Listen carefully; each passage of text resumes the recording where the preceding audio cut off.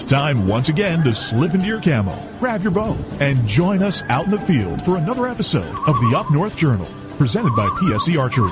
The Up North Journal crew is knocked and ready to rock for another exciting adventure. So let's step outside and hit the trail.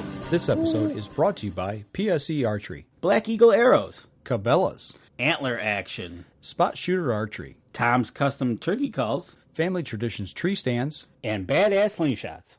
I shoot PSE because I like one pin to 40 yards. I shoot PSE for the perfect combination of feel and performance. I shoot PSE because you can shoot lighter poundage and increase arrow speed. I shoot PSE for the fastest bows on the planet.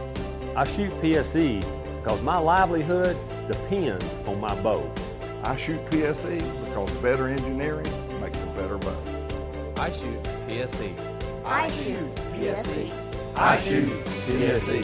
I shoot PSE. Experience PSE. Experience performance. We know the future of hunting depends on our nation's youth. But did you know that in many states, it's illegal for you to take your son or daughter hunting until the age of 12 or even older? As a result, we have fewer young hunters, and the Families Afield program is designed to eliminate those barriers.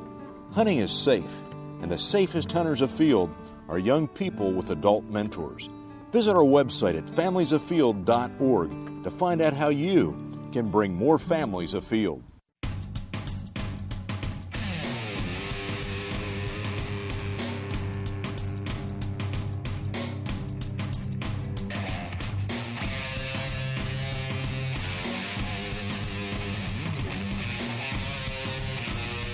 Welcome back to another Up North Journal Minicast. Something you're going to hear in the next 5 to 10 minutes that you won't hear on our main show, but you're going to hear it right now in a minicast. Wow, you're really switching it up now. You just keep broadening the horizon I'm further. trying. You know what? We're honing in on these minicasts and where we're trying to get at least under 10. That's right. Well, we're usually under 10. Yeah, usually. So, but this week we're going to talk to you about shooting buck fawns and shooting the right doe. Right. Yeah, I was talking with a former QDA board member of our Northeastern Michigan QDMA chapter. He stopped at camp this weekend, and we were talking about some things. And we got on the subject about shooting, which doe to shoot. And the subject came up about shooting the doe that has twin buck fawns. And, does it have to be twins, or can it be a single buck fawn? He chooses to shoot them when they have twin buck fawns. That's what he says. I don't know if it's a single buck fawn, if he shoots them as well or not. And the theory, the science behind this is, your older does, the older they get, the more doe fawns they sire. Correct. Or birth. I'm not sure. Sires. That's the male. I think that's the wrong terminology. Yeah. But they have more doe fawns, so you want to shoot your older does. But in this one instance, when a doe has twin buck fawns, his theory or the science shows that not the first year, but after she raises them one full year, when they become a year-old buck, she will kick them out of the area. She runs them off. And those bucks will travel. They've used GPS tracking on them. They will travel 1 to 5 miles. They'll go to another area. And if you're using on a small plot of land, that one mile is a country mile. Right. Well, and the thing is if you fed them that first year, if you got food plots and you're doing all the right things and you want to raise those deer, he says kill that doe.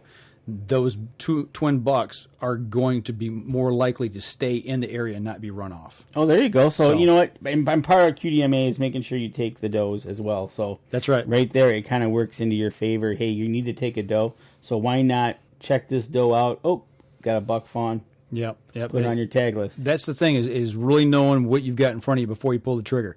Is it a matriarch doe? Is she the old one out there running the show, running everybody off the good food? Yep. She's gonna, and we've all seen that. These does that they push these other ones away because they want the best food. Yep, exactly. So take her out because she's going to throw more doe fawns, and which further skews your buck to doe ratio. Yes, it does. So that's a discussion we had, and it's just a little food for thought. So absolutely, kind of a cool way, and kind of almost gives you a way to kind of select some does. Absolutely. Just make sure you glass them real good, know what you're shooting before you pull the trigger. Absolutely. That'll do it for this minicast.